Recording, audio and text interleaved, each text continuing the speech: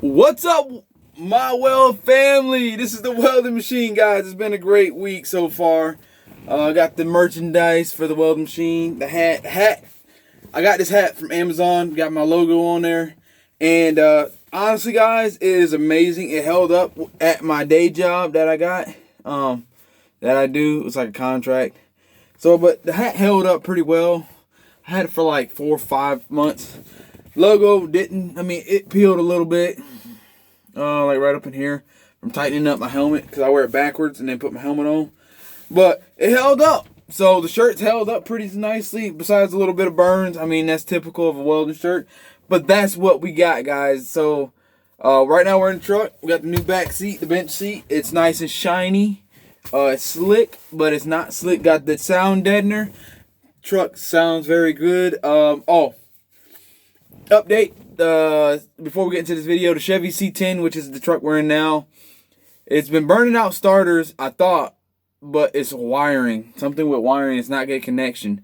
So I thought I've been burning out starters this whole time, but it's been the wiring. And I thought it was the heat that was like a heat soak. But so I bought the aluminum wrap that wraps around it, and it's not that. So obviously this truck is going to be put back together. It took 5 years to put it back together, which is sad. But I'm finding my motivation after I got the C30 and working on that currently. Update from that is the clutch plate and everything. The transmission was acting up. Transmission works. It was acting up because the bolts backed out of the clutch plate. The clutch plate. Which is weird because they all had not Loctite, but the lock washers for the bolts, and it was weird. Okay, first of all, yeah, and so we bought a transmission and everything, so we're gonna slap that in there with the steering column and everything. I'm gonna keep the steering column, even if I want to go back to 3-speed or whatever. I'll have everything. I'm probably gonna save the transmission. I don't know yet for sure. I'm probably gonna store it. I already drained all the fluid out of it and everything. So, but all right, guys, get into the video so we don't get rambling on. So I experienced a couple things, and I got to get this off my chest because I don't understand this. And if you guys think I'm wrong, please let me know. Okay, so at this contract job, day job, whatever you want to call it, my 9 to 5, something that guarantees money to pay the bills at the house while my business takes off. So we're just gonna call it my guaranteed money till my business takes off, and then I can leave that guaranteed money in full time my business. So I had a helper, and he worked for a week. And guys, remember, if you're getting into structural welding, it's hard. Yeah, definitely. It's a lot of work involved. And one thing I gotta get off my chest, when you first break out into the welding field, I don't care. You're going to be somebody's helper. You're going to be doing the grunt work. That's just the nature of the business. You got to start out at the bottom. I mean, if you magically don't have to be a helper or anything like that, then that's great for you. But majority of the people start out as a helper, or we call the grunt. You do the grunt work, the work that the other person don't want to do. Everybody starts out there. So at this place, I work by myself majority of the time. And then when they do decide to get help or whatever to come in, and, people that don't have experience come in, and I tell them, like, hey, what do you know? Tell me, be 100% with me. Be honest of what you do know and what you don't know. Because if you don't be honest with me about that, and then when I put you out there and you fall flat on your face, that's not my fault, because I ask up front. Just like if I have anybody help me when I'm welding, or any, helpers or whatever that may come around or by, I ask them, what do you know how to do? So that way I won't put you in a predicament to where you can't do what you say you can do. So be 100% as a helper. Another thing is, be 100% as a helper. And I'm a young dude, okay? I'm probably like 27. Okay. I know a lot. I don't know a lot of stuff, but in my time of welding in this 5 years, I've learned a lot of stuff. Okay. For an example, like, I had this older guy. He said he's been welding for 5 years or whatever, and he comes in and he said he hadn't been welding for a year. I was like, all right, cool, man. So you know how to weld. That's good. He started welding and he started messing up. And I was like, I come at the thing. I come at the person respectfully. It's like, hey, if I was you, I would do this, or I'll do this, or I'll do that. Okay. So he was getting porosity, and we're welding in a V groove. Not really a full pin, but it was like a piece of angle. It's like a butt joint. Anyways, we're welding that, and I was telling him, I was like, hey, your stick out is like this. You need to bring your stick out down to like that when you're welding. He said, oh yeah, I know. I was like, okay, all right. Then he kept getting porosity. Then he welded. I think I got a picture. I'm gonna input the picture. And I was like, hey, you got to make sure you keep that wire in the crack of the joint. And when you're welding, you'll watch it wash in to both sides of each piece. So when you're running a fillet weld like this, you got to keep that wire right in the crack. And then you'll watch it wash into the top and the bottom or the base metal. He's like, yeah, I know. Okay. But yet you keep getting porosity and your welds, it's more of a, what is it? Convex? Is it convex? I know contour is this, convex. So yeah, kind of like convex. I think that's what it is. If I'm wrong, leave a comment down below and let me know what it is. But and it kind of rounds at the toe of the weld. And I was like, you need to slow down and watch it wash into both sides. And I was giving him advice, and he's kind of giving me an attitude about it. And and I'm not saying every person's like this, but I know the last couple people I've been working with, they were older than me. Like this one guy, for instance, sidetrack. He's like, yeah, I'll learn a lot more from my uncle than I will from you. I was like, dang, that's jacked up, I mean, I've been in this structural welding job for a couple of years now, going on 4 years, but I've been welding for 5, so I got experience all over. And then me doing this mobile welding business is put me out there at a lot of other, it helps you think out of the box. And it's putting me out there, and so yeah, it's put me out there. So I'm learning a lot more things on the job, mobile welding, because when you're mobile welding and you're starting a business by yourself, you don't have nobody to ask questions on, and what should I do to do this? What should I do to do that? It's something you got to learn. You got to teach yourself, unless you got a couple of buddies that that weld also. But majority of the time, you're going to be learning on the job, and you come across problems where you gotta think outside the box. See, and that's. But anyways, yeah. So my thing is, if you come out and just be truthful 100%, and if somebody's trying to help you, see, I'm not doing, because this is the way I look at it. If I'm trying to help you, if I'm helping you to correct what you're doing wrong, I'm only helping you so I don't have to fix your mess up. Let me say that again. I'm helping you I'm helping you so I don't have to fix your mess up. Let that resonate a little bit. Okay, it resonated, right? So I'm helping you so I don't have to fix what you mess up.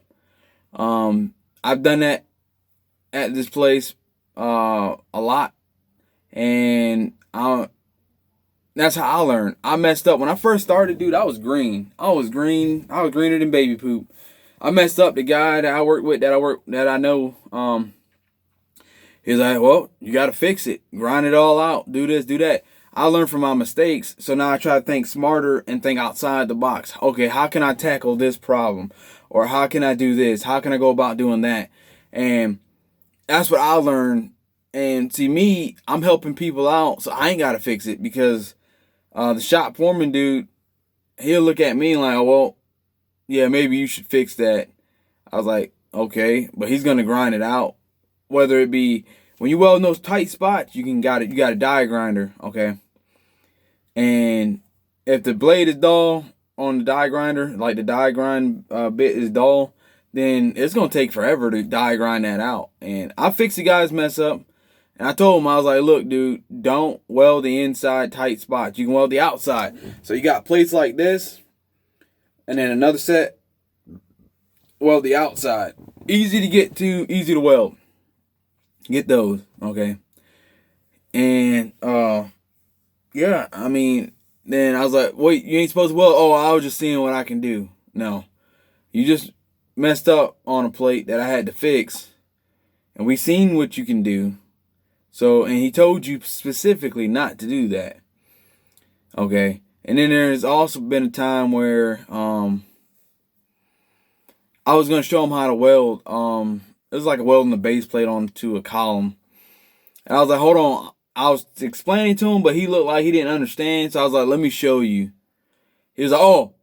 I was like, let me show you. So I grinded it out, and I was going to show him what I was talking about, because I think better it's supposed to be, you know, I'll show you, that way you understand and you can see, because I learned by seeing, some people learn by hearing, so on and so forth. So I was like, I'm gonna show you. Went to go get my hood, and he started welding, and he messed up, and I was like, dude, I told you I was gonna show you. You're gonna have to fix that. And I try to be calm, cool, and collective, because, and one of my biggest things is respect, and I try to be very respectful. But all the stuff I'm telling you is to help you. I'm not telling you this just to make your life miserable. I'm just telling you my advice so you can take it and run with it if you want to. If not, you're gonna be a grinder and not a welder. And what I mean by grinder and not a welder, that means you're gonna be grinding more of your welds than you're gonna be welding. So I mean, so take that in consideration, guys. Also, this is one thing it's one thing I can't stand. Granted, I'm not old like a lot of these welders out here. Okay, I have a lot of stuff to offer if you listen. And I listen as well. I mean, I'm always learning. I'm always talking to older guys at work, the shop foreman and whatever. Because I mean, I like to learn too, you know. And if he's telling me something that I've never done before, if I run into a problem, I'm going to listen to him about that.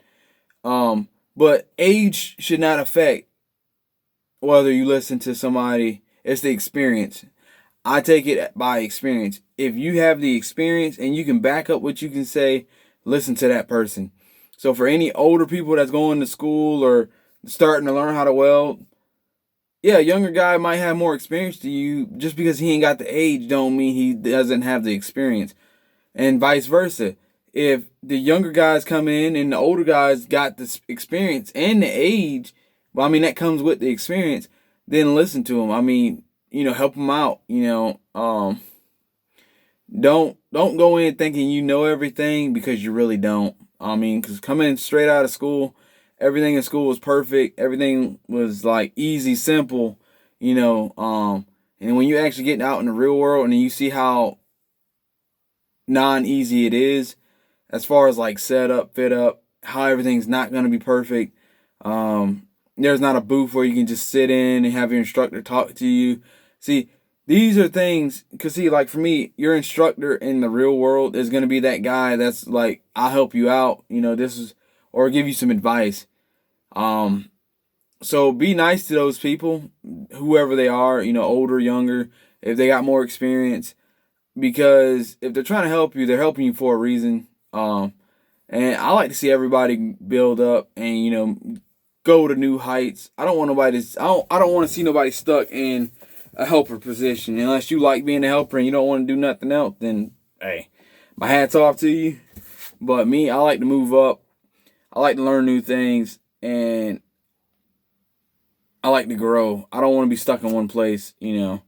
And that's part of the reason why I'm doing this business, is to grow, learn new things, and eventually when things take off like they should. Right now I'm just building my name and doing everything to get me well known. And let's see, what did I say? Yeah. And eventually hire people. So yeah, I mean, that's the only thing, guys. Like, I know this is probably like I've been talking all over the place about a bunch of stuff. If you guys like this video, please like, comment, rate, and subscribe. If you're new, hit that notification bell for every time I post. Hit that subscribe button. Don't forget to hit the likes. Guys, we've been getting good likes, so maybe we can try to get at least 12 likes. I mean, my likes been steady. It's been either between 7, and in some videos I've been getting like 60 likes. Let's get them likes up, you know. Show your support. If you like the video, like it. If you don't like it, thumbs down it. If you got anything you want me to add into any of the videos, leave a comment down below. I mean, I'm trying to give you guys some real world advice. Because there's people that don't try to tell you things that's right, and that's one of those things. So just respect everybody and come and just be respectful. That's what I like to try to be. Be respectful 100%. And when I give somebody advice, I'm not doing it to be mean. I'm just trying to help you, and just be truthful with somebody and what you do. Thank you guys for watching the video. Please.